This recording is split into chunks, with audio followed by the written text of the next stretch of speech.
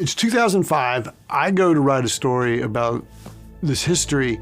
It's very much set in this weird world. It's wrestlers, it's bright colors, it's big bodies, and it's the 80s, you know? And so for those reasons, it pulls your attention. But the story is about a family that has undergone the most impossible, horrible, painful things that anybody could.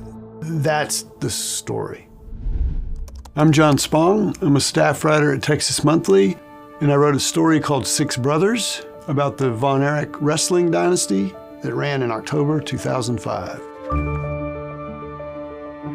If you're from the 80s, if you grew up then like I did, then you knew them as these huge wrestling stars. The Von Erichs were the most famous wrestlers in the world. Prior to that, wrestling had been old football players just kind of rolling around in the ring for a half hour, and that's a match. With Kevin and Kerry and David, it's chiseled bodies, it's acrobatic leaps off the turnbuckle, it's multiple camera angles. If you watch wrestling now, that's all you know. The fact is, the Von Erichs revolutionized wrestling. But then as time went on, they started to die one by one, tragically. David dies first in a hotel room on a wrestling tour, and then Mike kills himself with a bottle of pills. Chris shoots himself, and then finally Kerry shoots himself also. And so now there's one Von Erich brother left, and it's Kevin. It became this really difficult, painful thing to even think about, hear about, read about, that kind of even removed itself from the wrestling world.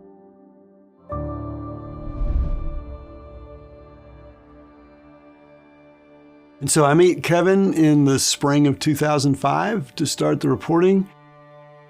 You know, at that point, he's 20 years removed from being in the wrestling ring. He's got 4 brothers that he wrestled with who have all died. And so as we talked, and we talked about wrestling history, and we talked about wrestling culture, and we talked about their family culture, this much more nuanced, and actually maybe even a little bit more difficult story emerged. Before the WWE, wrestling did not give up the act. They did not let you know that it wasn't a real athletic event. And so that's where I learned about the secret law of old school wrestling, Kayfabe. You do not break character, you do not let civilians see behind the curtain. And when I talked with Kevin, he was that way still, even though wrestling had kind of grown beyond that. He was that old school. So on the one hand, that's just interesting, but in this context where it becomes powerful and this difficult to learn and see kind of way, is that when the family starts experiencing tragedy, they fold it into the kayfabe narrative, which is just really difficult. It's the most tragic story you've ever heard. It's a story about addiction. It's a story about depression. It's a story about trying to cope and not being able to cope with life. It's a difficult and incredibly human story. So when I went to talk to Kevin, he was in pain and he was ready to show that. You know, he talked about how much he missed David, his younger brother. And it happened to be, I set up the interview, it happened to be on the anniversary of David's death. And he talked about how that night after I left, he was going to have a shot of whiskey in David's honor.